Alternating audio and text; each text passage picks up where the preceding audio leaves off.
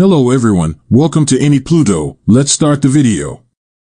He cherished this human spouse more than anything. To him she was the desire for humankind, and by her gone the expectation gone with her, so he chose to kill each residing human yet his child with some assistance figured out how to at long last kill him. That was the recap of the Beyond 2 seasons, yet on the off chance that you missed them or need to watch the full recap, I'll leave the connection. In the depiction with everything happened, Alucard and the others knew it's not finished at this point. Dracula's military and the majority of his direction is currently at the substance of the earth. Some of them attempting to have Dracula spot, a few simply killing people in the unwanted streets, and some are attempting to bring Dracula back from damnation. Trevor and Sypha proceed with their excursion while Alucard remained at the palace confronting depression without help from anyone else, yet not for a really long time. What are the risks happening, and will their ways go over again? That we will figure out in the full recap of Season 3 from Castlevania, so if before we start remember to like, buy in, and turn on the notice chime. At some point passes the desolate Alucard gets fish and makes supper for himself. He ends up being somewhat crazy because of his dejection, so he converses with dolls seen to be Trevor, and Sypha jokingly copies their voices as they argue. In the meantime, Sypha and Trevor unhesitatingly draw beasts on their way. They let the devilish animals draw near, and they polish them off prior to proceeding with the street. Trevor attaches one of the evil spirits to the cart, so when they show up to the following town they'll seem to be valuable voyagers you can recruit. Carmilla shows up at her palace. The main thing she did is whining to Lenore and Striga about the tumult she got through the most recent 30 days. They had to walk more than halfway as their ponies were killed by people in the principal week. She keeps posting the numerous perils they confronted, people battling each other, night animals gone distraught, even vampire packs attempting to put up realms. Then she hands Hector over together to toss him in the phone.